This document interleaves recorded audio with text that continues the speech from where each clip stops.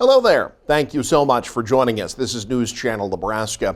My name's Eric McKay. Let's take a look at our top headlines today. Beginning in northeast Nebraska, where a 20-year-old convicted of a felony after disposing of the remains of a fetus following an illegal abortion is headed back to jail. Celeste Burgess was 17 at the time of the incident near Norfolk. She was originally given 90 days in jail, but now she's spending an additional 20 days in the Madison County Jail after authorities say she violated her probation. She faced a similar violation and additional jail time last month as well. Her mother, Jessica Burgess, was sentenced to 2 years in prison for her part in the incident. Meanwhile, a northeast Nebraska man accused of killing his own father has seen his trial date pushed back. 32-year-old Carl Ruskamp of rural Wisner is accused of fatally shooting his father Gerald in September of 2022. During a search of the residence, authorities say they found a marijuana grow operation. Ruskamp appeared in Wayne County Court, where he learned his trial is now scheduled to begin in September. He's also scheduled for a jury trial on a separate drug charge in November. Well, you know those health warnings you see on cigarettes? Well, the Surgeon General just announced he wants them added to social media apps. He says they can be dangerous as much for kids as tobacco. Mandating those warnings takes action for Congress, but the Surgeon General says parents need to act now. Amy Kiley has more on his advice for protecting children and teens.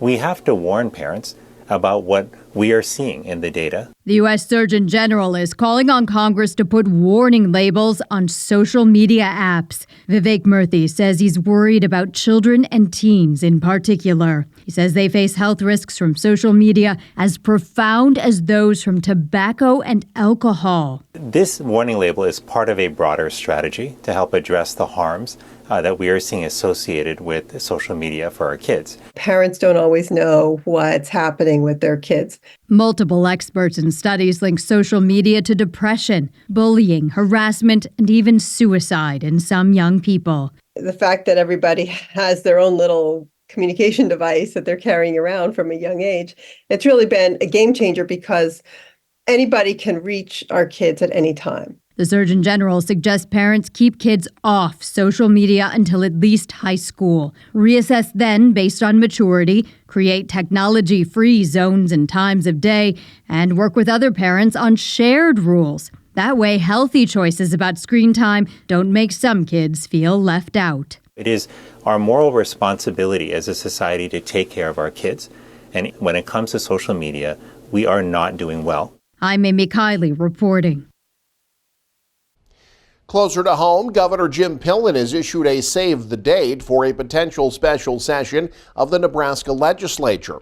In a column issued by the governor on Monday, Pillen said the special session will happen between July 26th and August 15th, expected to focus on property tax reform. Pillen saying that 57 out of 93 Nebraska counties saw double-digit property valuation increases.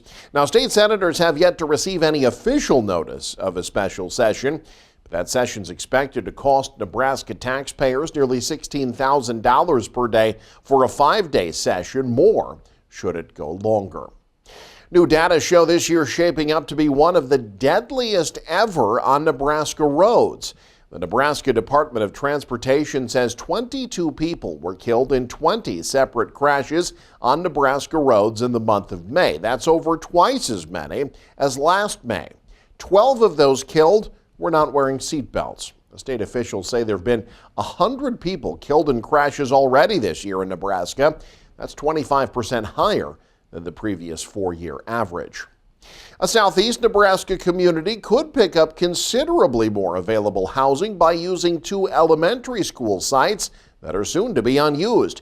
Doug Kennedy has more. The Beatrice Mayor and City Council reviewed concepts submitted by JEO Consulting for the Paddock Lane and Lincoln Elementary School properties, which the city will take possession of around November. They're being replaced by a new single-site elementary set to open this coming year. As I think realtors will tell you, there's a grand total of 5 or 10 houses for sale in the city of Beatrice. That's pretty tough to get a lot of growth. City Administrator Tobias Templemeyer said a public open house on the concepts will be held July 8th at the Beatrice Public Library. Infrastructure costs for the phased projects total about $2.3 million. The concepts include single-family homes and duplexes at the Paddock Lane property, along with 2 cul-de-sacs and stormwater detention area. The Lincoln School site concept is for 20 single-family home lots, 2 cul-de-sacs, stormwater detention, and a playground, with Grant Street extended east and 20th Street extended to connect with it. Although the city would consider private developer proposals, Councilman Gary Barnard feels the city should be the developer. We can control what goes on there. We can put restrictions and covenants on there so we don't end up with some neighborhoods, as we have now, that they slowly deteriorate into undesirable communities and small communities within our city. Templemeyer said one goal was to minimize the number of driveways that connect to street traffic bordering the developments. Mayor Morgan said the development plans might also have application for other areas around the city that might be acquired in the future. From Beatrice, Doug Kennedy, News Channel, Nebraska. In central Nebraska, a building very important to the town's community is back open after 2 years' worth of upgrades. Ryan Valenta has more. After 7 years of planning and 2 years of renovations, the upgraded Hastings YMCA is now ready to serve its community. It's a moment CEO Troy Stickles says hasn't sunk in yet. I don't know if it ever will, but yeah, it's been a long time coming, and it's great. You know, obviously it's a long time for us and the staff, but walking around this morning and talking to people, like, people are loving it, and it's, you know, the staff deserve it. You know, for me to give them a nice place to work and then to give the community a nice Y that'll last a long time is exciting. On Monday, the YMCA on 16th Street welcomed members back into the building that was undergoing renovations for the past 2 years. The other Hastings YMCA building on 18th Street had served as its replacement during that time, but has now been sold to a local church. The updated YMCA building was built in 1980 and had reached the end of its lifespan. According to Stickles, everyone was fed up constantly repairing the outdated building, prompting the upgrades. Instead of using the money that we do make to better help the community and do more stuff, we're spending it all the time on fixing things, and it was to the point where it was like almost to the point where we couldn't fix stuff. The new and improved facility boasts 90,000 square feet of space, including weight rooms, an indoor playground, childcare, a brand new gymnasium, and even a virtual golf simulator. Associate Executive Director Ty Labar runs summer sports camps for kids at the Y and is excited for the extra space, which he didn't have at the other building. One thing I'm excited about is a Husker camps that we do with Husker athletes. We've had to go outside of using our facility before because it's just not big enough, and so I look forward to having like volleyball camps with Husker players in our facility with 400 kids at one time. To make this project possible, the YMCA had to endure inflation price increases that saw their project go from an estimated $14 million to $20 million. The community and state foundations really stepped up and helped, and so to raise almost $20.5 million is a kind of, I don't know, it seems weird to say, so it's a lot of money. The YMCA is opening at 8 a.m. for the rest of the week to ease into the new building, but will open normal hours at 5 a.m. beginning next week. In Hastings, Ryan Valenta, News Channel, Nebraska. The most famous train in the region going on tour this fall, with many stops expected in Nebraska. Union Pacific's Big Boy number 4014 will be hitting the tracks for its Heartland of America tour. The tour starts August 29th in Cheyenne, Wyoming, traveling across 9 other states, including some whistle stops in Nebraska. The 8-week tour concludes in late October. The Big Boy, currently the world's largest operating steam locomotive. And some former residents of Lincoln are embarking on an epic cross-country run to raise awareness about grief. Ana Ruth Lugo Mejia has the details of their journey. A family is embarking on a journey across the nation to raise awareness about grief. It's called the Black Pearl Project National Tour. Not because of Captain Jack Sparrow.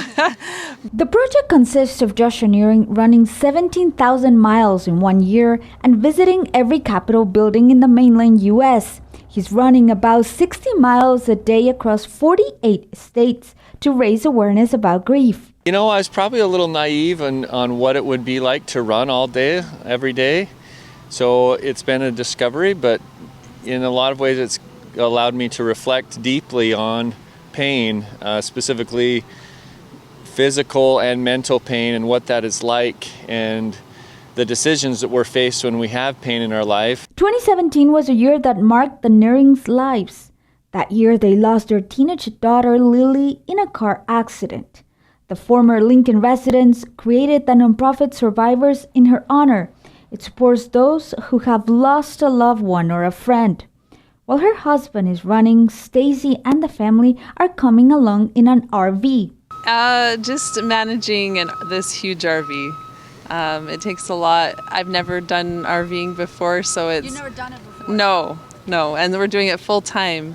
And so it's just a very different way of living, and it's been very chaotic. The tour kicked off from Lily's gravesite in Rapid City, South Dakota on June 3rd. They made it to St. Paul on Monday and hope to be in Lincoln on Thursday. The Nearings encourage people to run with Joshua up to each state's capital, steps, or anywhere else along the route. People who are grieving can have Joshua move in memory of their loved one. We're just inviting them to take a step towards healing, take another step towards layering your life in service, because that is truly the way that you can transform your grief into a gift. In St. Paul, Ana Ruth Lugo Mejia, New Channel, Nebraska. And you can stay up to date with the very latest by following us online. Head to newschannelnebraska.com and click on the news tab there. You can also follow us on X, like us on Facebook and Instagram as well. Thanks for joining us. Have a great day. You're watching News Channel Nebraska.